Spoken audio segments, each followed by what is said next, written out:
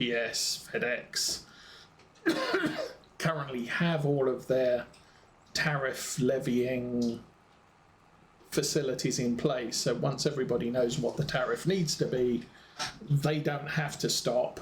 USPS, Royal Mail, again, they're already set up. That was the problem in August last year was, yes, we're going to have to levy tariffs on everything, and nobody has any procedures in place to levy tariffs on imports from individuals, corporate. If you're GM importing cars from Canada, then yes, there are, corporate bodies have methods to remit tariffs directly to the government as opposed to the courier. But the government doesn't really want to be dealing with hundreds of thousands of individuals remitting $20 in tariffs. They don't, that's not a thing. They would prefer that UPS collects the $20 from the 100,000 people and then remits $2 million to the government. Here's your tariffs for the month. That's easier for the government to cope with, but the couriers and the postal services weren't set up to collect tariffs. Small orders come in. We're not collecting tariffs on that. And the government says, oh, well, now you are. So at middle of August, it's like, okay, the 21st of August is the last day that you can ship anything from the UK to America. And then we don't know when we're going to ship anything else because, the facilities in play are not in place to collect the tariff on the mail service or the couriers. Now, it didn't take those guys long to figure out how to do it, so that I think there was a big drop in revenue sort of last 2 weeks in August, first week in September, because people just weren't shipping anything. Well, if you can't ship it, I can't buy it. And so it didn't take long for USPS and Royal Mail to say, yeah, we got this all figured out. But because of the uncertainty, people just hadn't been cutting back on what they were shipping. The sad thing is that in spite of the fact that all this has been sorted out and at least mail services are all set up to do it, so many manufacturers and stockists in the UK will not ship to America. And it's like, but I know what I'm going to pay. You tell me how much the money is, and add 10. But tell the mail service how much it's valued, and the mail service will add a 10% tariff on top of that, which they then remit to the US government. And we can just go ahead as business as usual, but no. Way too many suppliers and vendors are just, we're not dealing with America at all anymore, ever again. So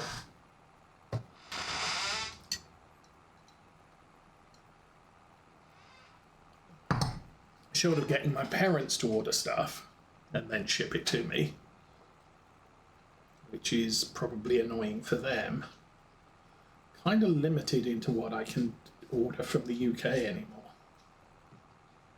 No, I don't have to raise that. No. So, nearly done here. This is awesome.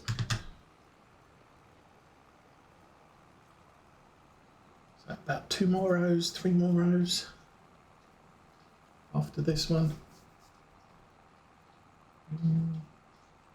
Maybe 3. Still, that's the grass field dealt with.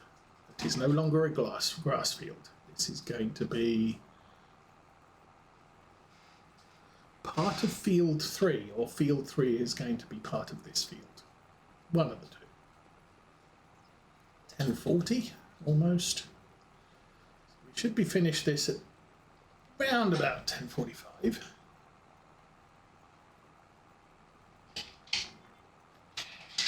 And then we're going to have to scoot along till October, because there really is nothing to do in September.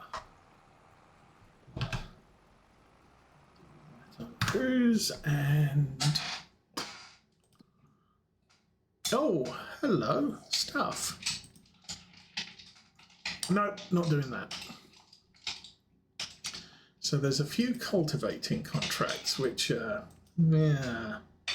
Actually, those 3 are quite good, because that's the BGA. So we got one there, and that one there. So nice line there. We've got hoeing contract, which isn't worth much. We've got ploughing contract, which pays out, but frankly,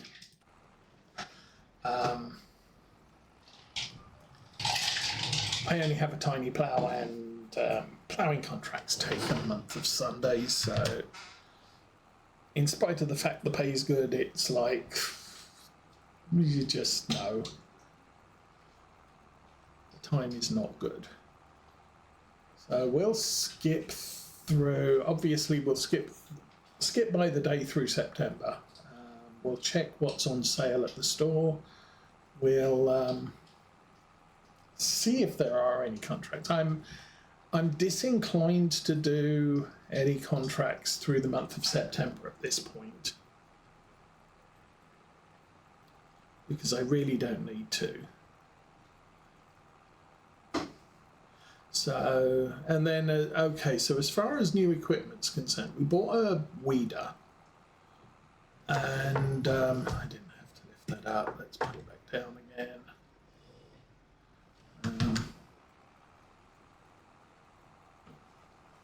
Because it appeared that the hoe that I have wasn't pulling the weeds on the newly planted soybean field from last week.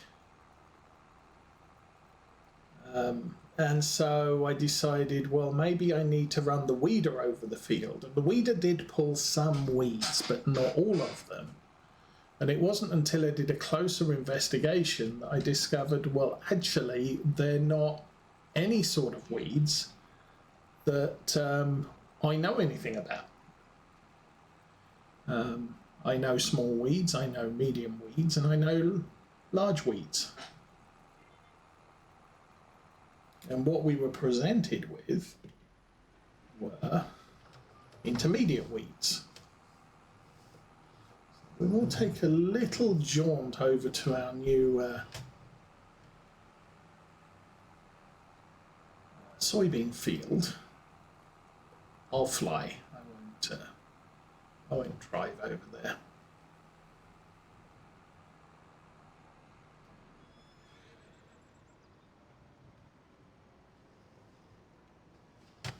Okay, I'll hook this up here. Now this tractor's big. Well, okay, this is our medium-sized tractors. Works alongside the case for equivalent horsepower and capabilities. Unfortunately, what I have done is I've put the tiny 6R where I usually park this thing. So I think I am going to put this over next to the balers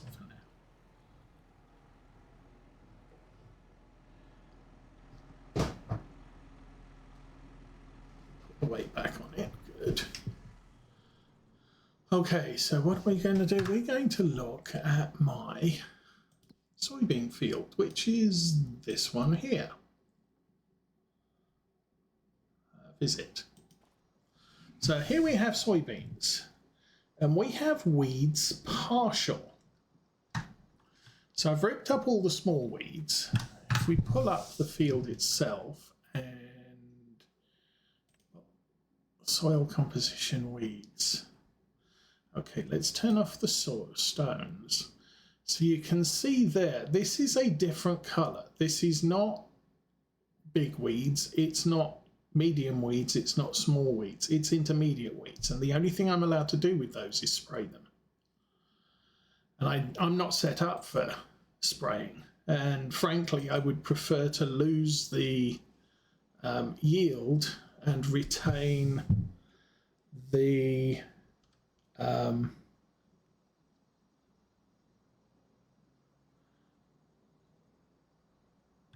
or the amount I lose with the weeds is less than the amount I lose with the herbicide. So increased yield just by having the weeds there. Anyway, that is that.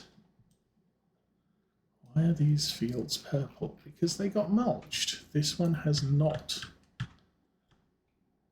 been mulched and does need to be rolled, but we'll worry about that later. And we have a lot of damage on these fields now. We had a whole host of hail. This field got damaged too. Not going to worry about that one. And then we had a tornado that just ran straight across there. See where it ended. But then there was a job to cultivate this field, so I did that job, so the damage from the tornado is erased.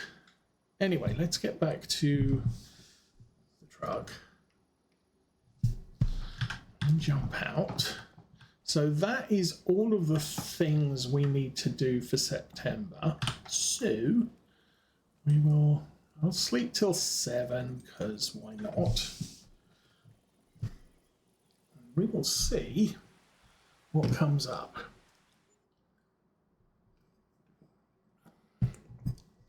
Oh, and we need to keep an eye on the animals too. So, stuff at the store. Still that.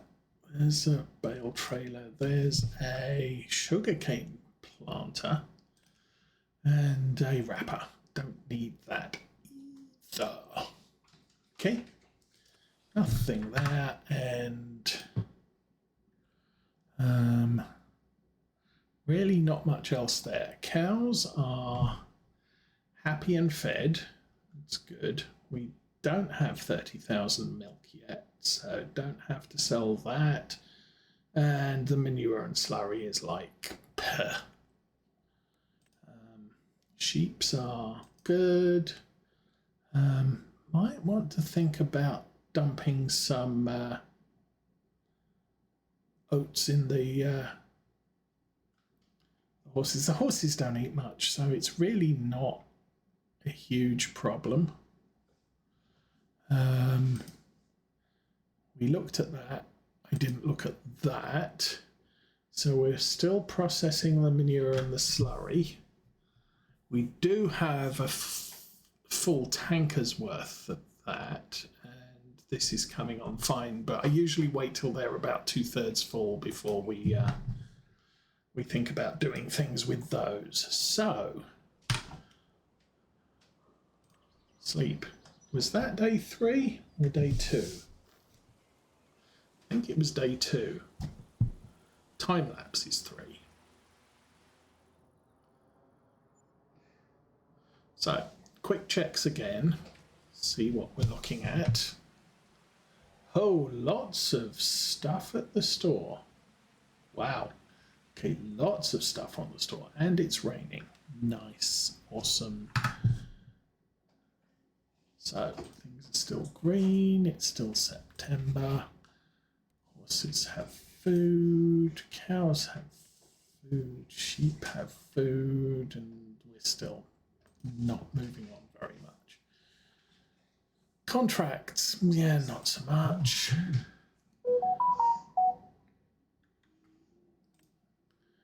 Goat stuff, the slurry we have. Oh, hush.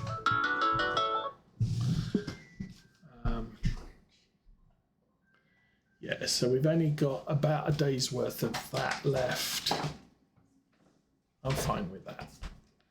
Did all that. Did I look at this? I did not look at the store. The store has lots of things new. There is a wood dragger straightener thing. There is one of those. There is a mouse. Squeak, squeak. The mouse does. Interesting. I didn't realise it did all the crops. I think originally it was only a sugar beet thing. And I don't seem to see anything on there for sugar beets. Well, whatever. Not the sort of thing I use, and then there's a tiny windrower. So, September 3. So we want to go to September 4. Doopy-doo, doopy-doopy-doo. What is today? Yeah, beepy beepy. I will check that when. It's probably the church because both me and Mrs. Osa got a call. Okay, one of those. That is a sugar beet harvester header. That's a big wheel loader. That's a thing. So once again, oh, don't go that way. Just hang around. Okay. September 4. Still nothing happening there. I don't need to be on that screen. Cows have stuff. Cows still don't have a full supply of milk. That's fine. Sheeps are sheeps. Horses are horses. We are out of manure. Deactivate the manure. Deactivate the slurry. We do have 2 full tanks of that, so I could ship that. I could wait till next month and ship that. Maybe we'll take a check on methane.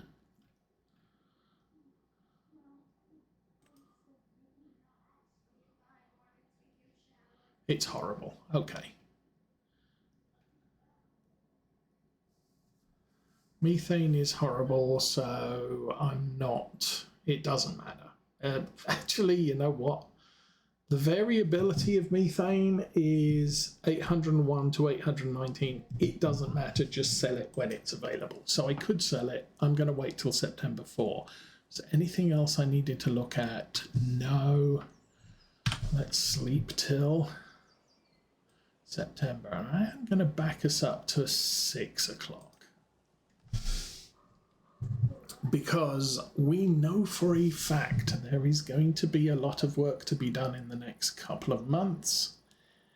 And we're going to be using all the days. It's dark. Well, okay. So, windrower, plough. That's a nice plough. Used that before. That's a yarder, can be used to transport logs out of the middle of forests, and a belt. Don't care.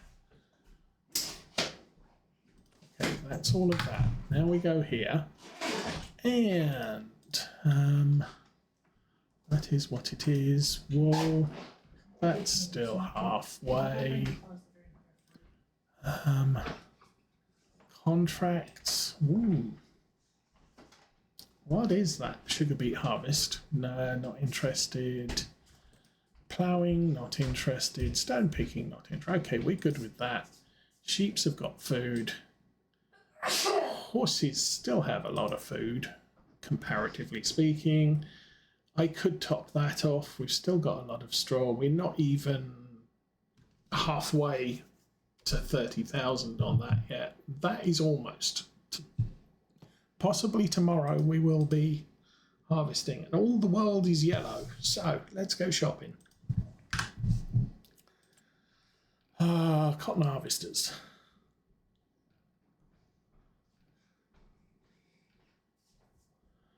Transport, rice, sugar cane, special crops. Okay. So we can buy one of those for 485, or we can buy one of those for 847. Yeah. Working width is exactly the same. That produces 10,000 litre bales. That's 20,000. I like that.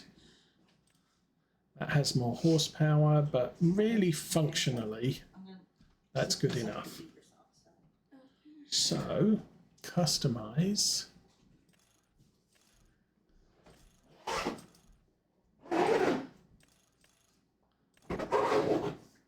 Doesn't come with a license plate. Well, that might be interesting. I'm planning to drive this on the road.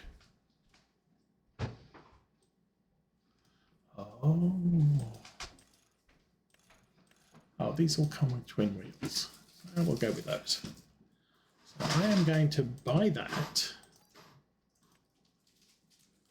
I have nowhere to keep it. That's one problem. And we are also going to need a way to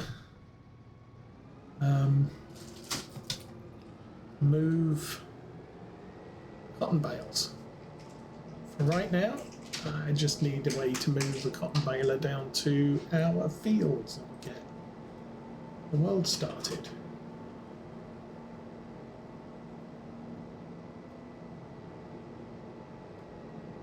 Oh, I did not look at the soybean things.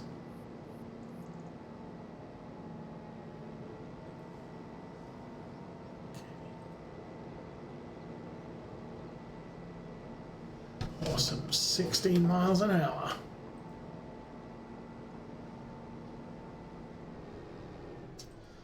Too wide for the road.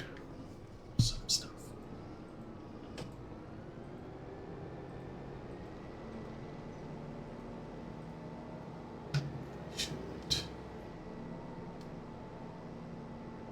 Oh, we don't even have any beacons. Oh. That just shows we shouldn't be out on the roads in this. Oh, good grief. Well, oh no, it's another car. Okay. Let's just get off the road. Thank you. So I don't need to hang this anywhere except on this lane or the far lane.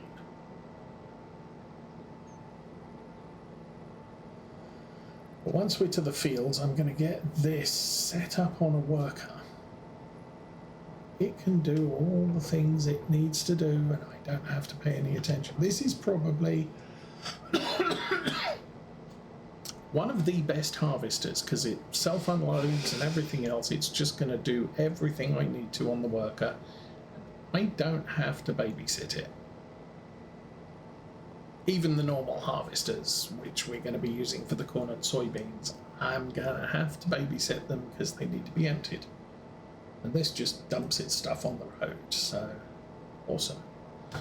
Awesome goodness.